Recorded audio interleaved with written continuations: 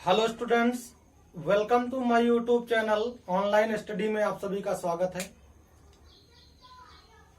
कल के वीडियो में हमने पढ़ा था गुणनखंडों की संख्या, विषम गुणनखंडों की संख्या निकालना, और आज के वीडियो में हम देखेंगे सम गुणनखंडों की संख्या ज्ञात करना। तो अगर आप नए हैं, वीडियो को पहली बार देख रहे हैं, तो चैनल को सब्सक्राइब करना ना भूलें। और चलिए देखते हैं कि गुणनखंडों की सम संख्या या सम गुणनखंडों की संख्या कैसे ज्ञात करते हैं। तो आइए सबसे पहले बात करते हैं कि जिस प्रकार से हमने पिछले वीडियो में देखा कि गुणनखंडों की कुल संख्या निकालना और गुणनखंडों की विषम संख्या निकालना, आज के वीडियो में हम पढ़ेंगे गुणनखंडों की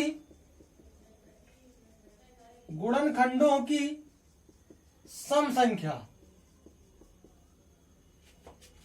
गुणनखंडों की सम संख्या या सम गुणनखंडों की संख्या कितनी होती है। तो सम गुणनखंडों की संख्या ज्ञात करने के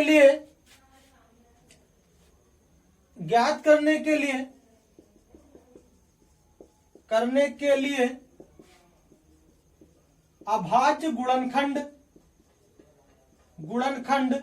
लिखते हैं, घात के रूप में जैसा कि लिखते थे। फिर क्या करते हैं, दो को यथावत मतलब दो को जैसे का तैसा रहने देंगे और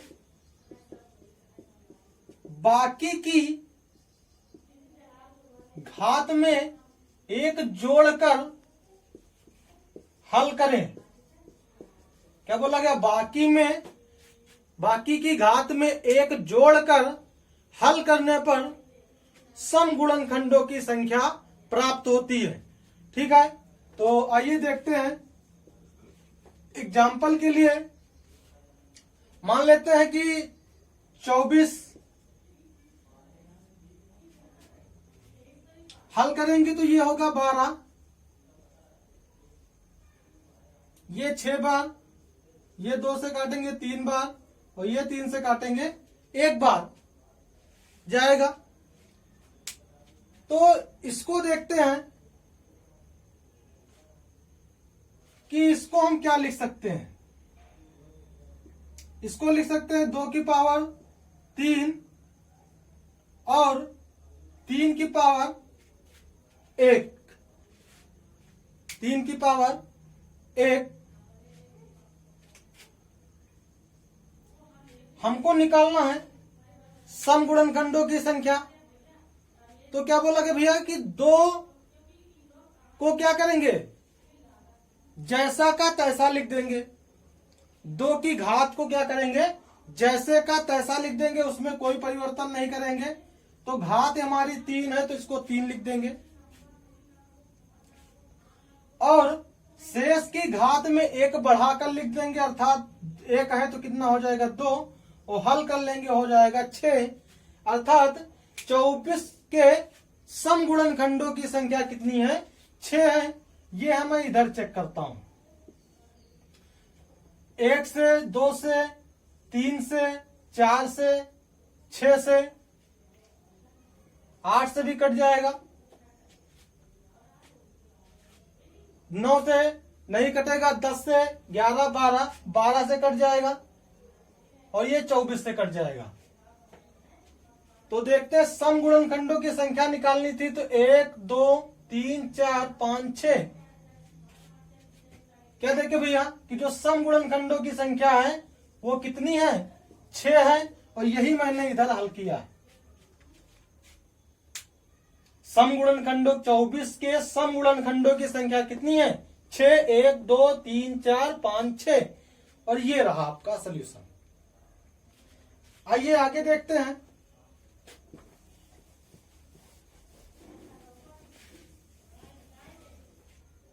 बहुत ही कम समय में बहुत सी बातें सीखने को मिलेंगी। आइए कोई दूसरा एग्जाम्पल चेक करते हैं। जो कोई एक नया नंबर ले लेते हैं जो भी आपकी समझ में आए। मान लेते हैं कि 52 या 48 मान लें, जो भी चाहे। इसको हल करेंगे तो ये 24 होगा, इसको हल करेंगे ये 12, ये हल करेंगे 6, और ये हल करेंगे तो आएगा 3, और इसको हल करेंगे तो ये आएगा 1। ये हो गया आपका 2 की पावर 4 और 3 की पावर 1। हल करेंगे तो इसको यथावत और इसको 1 बढ़ा लेंगे, ये हो जाएगा 8। अर्थात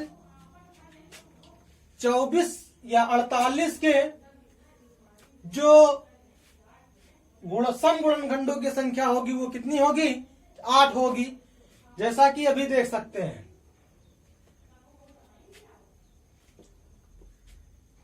तो इधर चेक करते हैं हम। जो 48 है वो 1 से डिविजिबल है, कुल संख्या निकली है 8। 1 से, 2 से, 3 से, 4 से, 5 से नहीं है, 6 से, 8 से है, 12 से है, 15, 16, 16 से है, 17 से, 18 से, 19 नहीं है, 20, 21, 22, 23, 24, 24 से है, और ये आपका हो जाएगा 48 हो जाएगा 24 के बाद। तो देखते हैं भाई, सम गुणनखंडों की संख्या 1, 2, 3, 4, 5, 6, 7 और 8, और ये हमारा आंसर। तो इस तरह से हम किसी भी बड़ी से बड़ी संख्या में सम गुणनखंडों की संख्या को ज्ञात कर सकते हैं। एक और देखते हैं भाई, क्योंकि मैथ प्रैक्टिस का विषय होता है, जितना प्रैक्टिस करेंगे ये उतनी ही परफेक्ट होगी। मान लेते हैं 52। 52 को अगर हम 52 के गुणनखंड करें तो क्या होगा भैया? ये होगा आपका 26, 2 से काटेंगे, ये होगा 13, और 13 को 13 से ही काटा जा सकता है। ठीक है भाई, तो ये आपका क्या हो जाएगा? 2 की पावर 2 और 13 की पावर 1। मैंने बोला 2 को जैसे का तैसा, तो 2 को 2 लिख देंगे घात को, और 1 इधर बढ़ा देंगे, तो ये हो जाएगा 4। क्या हो जाएगा भैया? 4। अर्थात 52 में सम गुणनखंडों की संख्या कितनी होगी? 4 होगी। आइए चेक कर लेते हैं। सॉरी, 4 इधर लिख दिए 52, इधर हल की 1 से कट जाएगा भाई, 2 से कट जाएगा, 3 से नहीं कटेगा, 4 से कट जाएगा, 5 से नहीं कटेगा, 6 से नहीं कटेगा, 7, 8,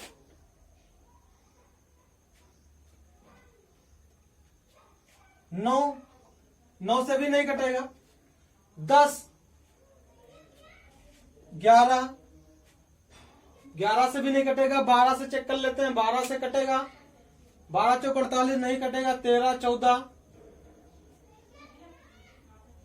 14 से नहीं, 15, 16, 17, 18 से भी नहीं कटेगा। तो ये आपका सीधे जाएगा 19, 20, 21, 22, ये आपका 26 से कटेगा, और ये आपका 52 से कटेगा। बीच में आप चेक कर सकते हैं कि ये जो संख्या है ये इतने से कट जाएगी। तो देखते हैं भैया, बात की गई थी कि सम गुणनखंडों की संख्या, तो हमने निकाली थी कितनी भैया? 4। तो देख लेते हैं, 2, 4, 26, 52, ये 52 के सम गुणनखंडों की संख्या है। तो इस तरह से हम किसी भी संख्या में सम गुणनखंडों की संख्या को बड़ी आसानी से ज्ञात कर सकते हैं। आइए अब बात करते हैं नेक्स्ट टॉपिक की। आप इसकी प्रैक्टिस जरूर करिएगा। जितना ही इसको आप लगाएंगे उतना ही आप परफेक्ट बनाएंगे इसको। अब बात करते हैं गुणनखंडों का योग। क्या बात बोले भैया? गुणनखंडों का योग।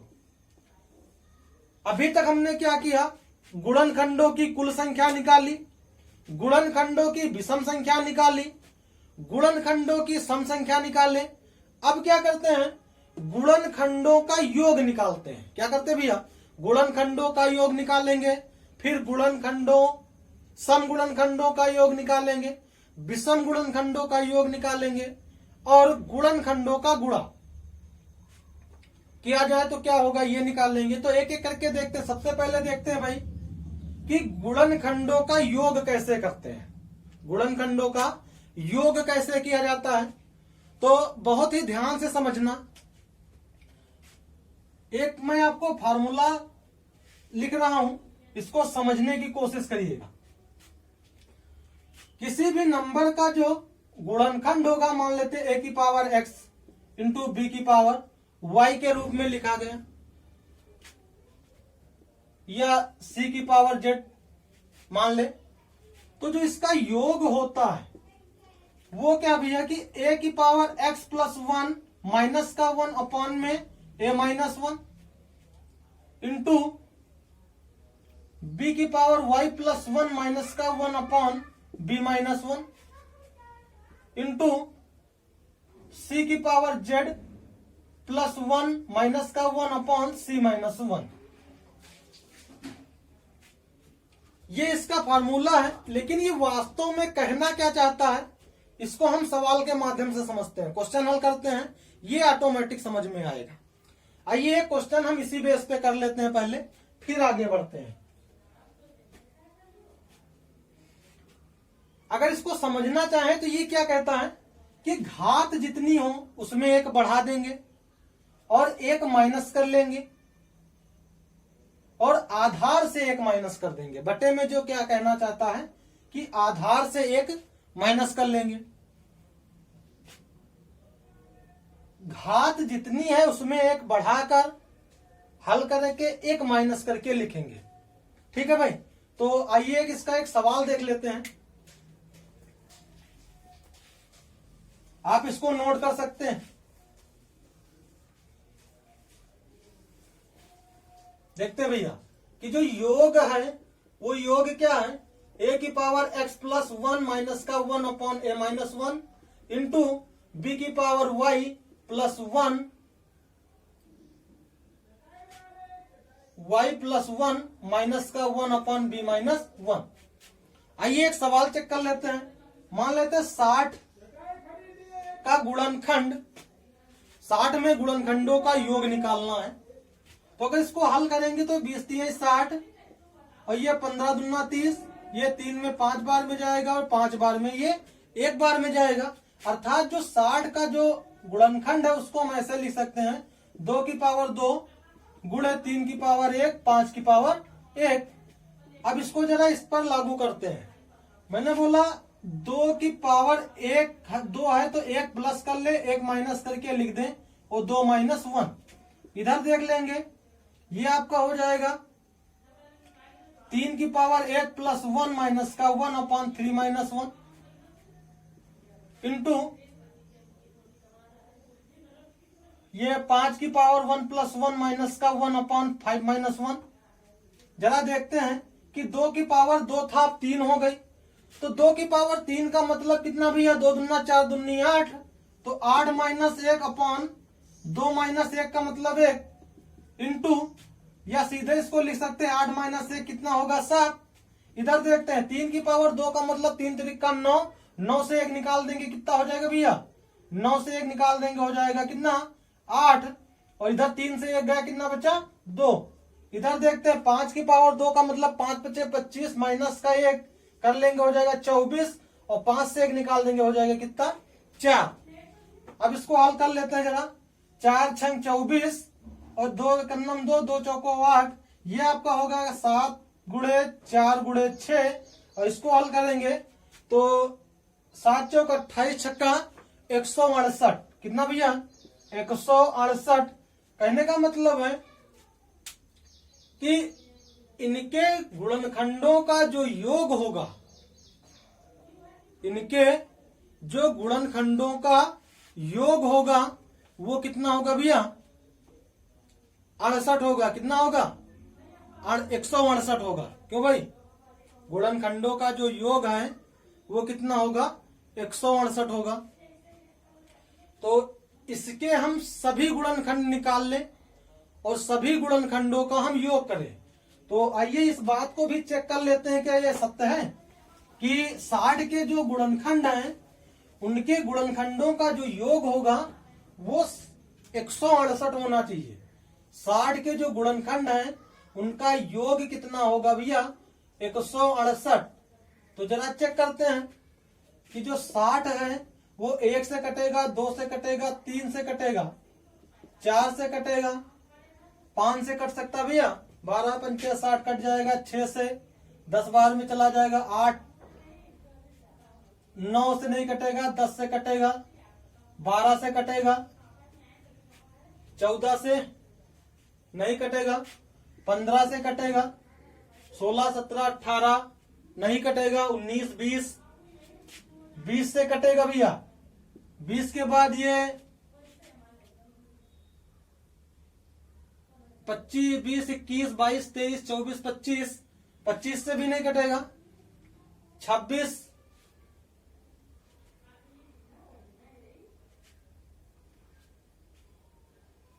ये आपका 26,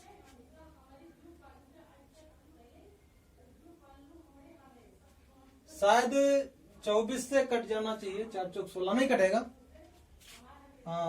फिर बात करते हैं 25, 25 दून 50 नहीं कटेगा,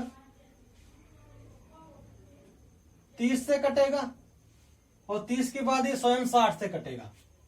तो चेक कर लेते हैं क्या इनका योग जो है वो 168 होता है। अगर 168 होता है तो ठीक है भाई, देख लेना। अगर इसका कोई फैक्टर छूटता है तो थोड़ा सा ये आपके लिए होमवर्क भी होगा कि इनके फैक्टरों की चेकिंग की जाए। फिलहाल के लिए इसका योग देखते हैं। 60, 30, 90, 92, 110, 110 और 15, 125, 125 में 12 ऐड करेंगे, ये हो जाएगा 137, और 137 में 10 ऐड करेंगे 147, और 147 में 6 ऐड करेंगे तो ये हो जाएगा आपका 7, 6, 13, 153। 153 में ऐड कर लेंगे, ये हो जाएगा कितना भैया? 158।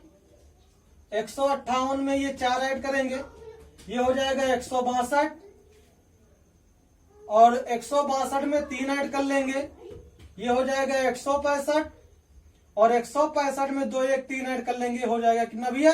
168। मतलब ये राइट है कि इस तरह से हम गुणनखंडों का योग निकाल सकते हैं। ठीक है भाई, तो ये गुणनखंडों का योग निकालने का तरीका है। आइए इसको हम सॉल्व करके कैसे यूज कर सकते हैं वो देखते हैं भाई। आइए देखते हैं, ध्यान देंगे। अगर घात 1 होती है, घात 1 होती है तो सीधे आधार संख्या में 1 जोड़कर गुणा करके हल या गुणा करके योग निकाल लेते हैं। क्या बोला गया भैया? कि अगर गुणनखंडों में जो उनकी घातें हैं उनकी घात कितनी हो? 1 हो। घात कितनी हो? सबकी घात 1 हो। तो जिसकी घात 1 होगी उसमें डायरेक्टली हम 1 बढ़ा कर लिख लें। क्या बोला गया भैया? जिसकी घात 1 है तो 1 वाले को हम क्या करें कि उसके आधार को ही हम क्या कर लें? 1 बढ़ाकर लिख लें। घात नहीं, क्या बोला गया भैया? आधार को 1 बढ़ाकर लिख लें तो गुणनखंडों का योग निकल आएगा। ध्यान रखेंगे ये कब?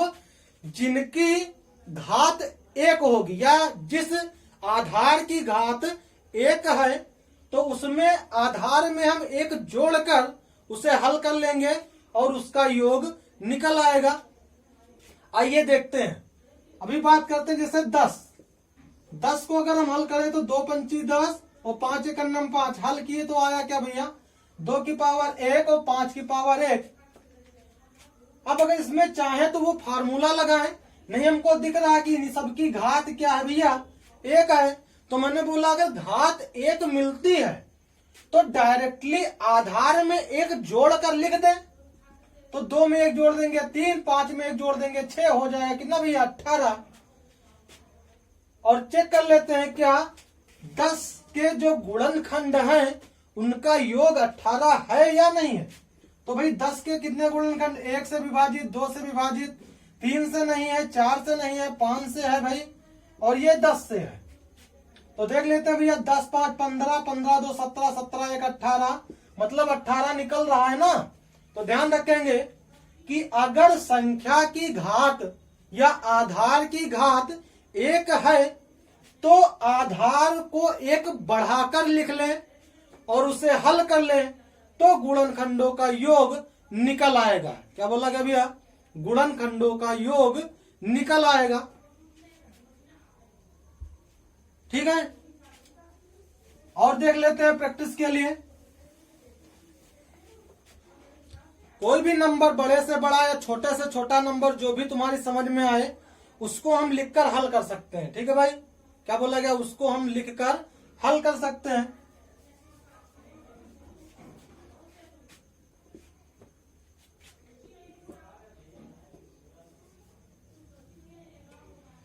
बात करते हैं अगर एक संख्या ले लें 38 इसको हल करेंगे तो ये आएगा कितना भैया 2 से काटेंगे तो 19 बार में और डायरेक्टली 19 से काटेंगे एक बार में ये हो जाएगा 2 की पावर 1 और 19 की पावर 1। देखें कि जो पावर है वो सबकी 1 है तो मैंने बोला एक बढ़ाकर लिख लें 3 लिख लें इधर लिख लें 20 और ये हो जाएगा कितना भैया 20 3 60 मतलब 38 के जो गुणनखंड होंगे उन गुणनखंडों का जो योग होगा वो कितना होगा भैया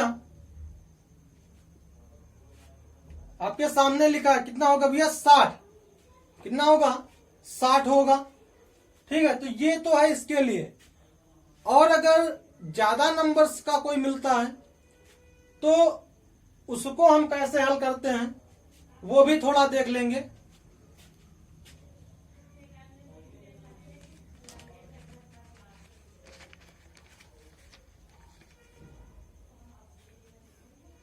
हाँ क्या बोला गया भैया कि अगर पहले जैसे मिलते हैं जिसमें घात ज्यादा हो तो उसको हम कैसे हल करते हैं तो उसको देख लेते हैं।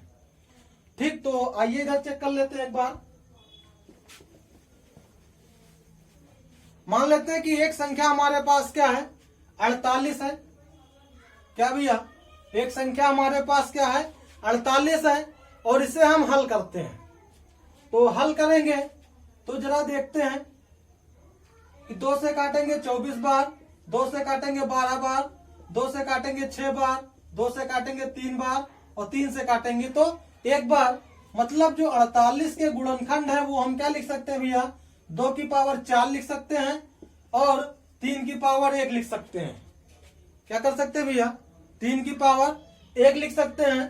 तो मैंने बोला भाई हल करने की जरूरत क्या है अगर इससे हम 1 निकाल लेंगे तो 1 बचेगा और इसमें एक ऐड कर लेंगे तो ये हमारा क्या हो जाएगा भाई एक घात बढ़ जाएगी तो घात कितनी हो जाएगी 5 हो जाएगी। ठीक है तो इसको हम अपने मन में समझ सकते हैं अंदर ही अंदर ये हो सकता है।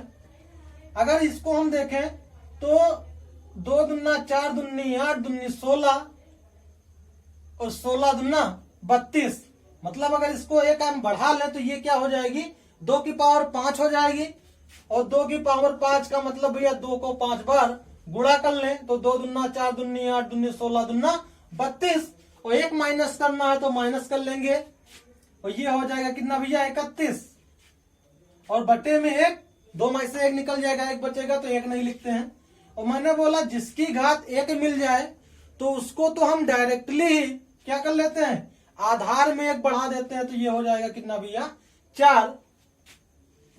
अब इसको हल कर लेंगे तो 4 × 4, 4 × 3 = 12, मतलब इसका जो योग होगा 4 × 4, सॉरी ये आपका 4, ये आपका जो योग होगा वो कितना होगा, 124 होगा। कितना होगा भैया, 124 होगा। और आगे बहुत से क्वेश्चंस हैं जो आप इनको हल कर सकते हैं, ठीक है। तो आप अपनी प्रैक्टिस जारी रखिए, जितना अधिक प्रैक्टिस करेंगे ये उतना ही अच्छा होगा आपके लिए। होमवर्क, आप इन संख्याओं का समगुणन खंडों का योग निकाल सकते हैं, आपके लिए होमवर्क है। ये आपका हो जाएगा, या अपने आप 36 मान लें, इसको हल करके चेक कर लें, 72 समथिंग।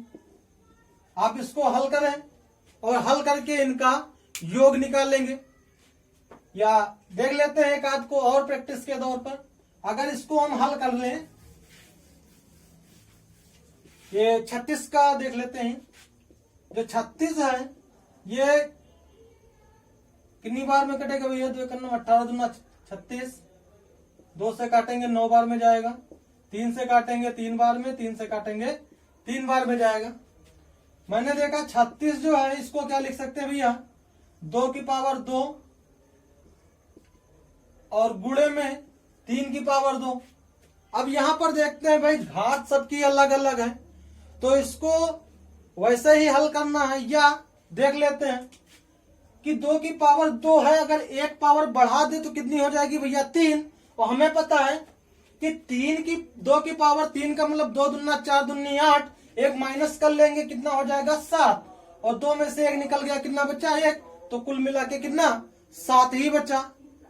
ठीक है भाई, कितना हुआ, 7। ठीक है भैया, तो ये हो गया हमारा 7। आगे देखते हैं, 3 की पावर 2 है, 1 बढ़ाएंगे कितना हो जाएगा, 3 × 3 = 9, 3 × 27, और 1 माइनस करना है यहां पर तो हो जाएगा 26, और नीचे 3 है, 1 माइनस करेंगे कितना बचेगा भैया, 2 बचेगा। हल कर लेते भैया, 13 दूना 26,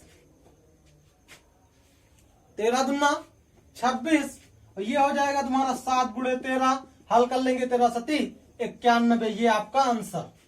कहने का मतलब है कि 36 के गुणनखंडों का जो योग होगा वो कितना होगा भैया, 91 होगा। ये आप चेक कर सकते हैं।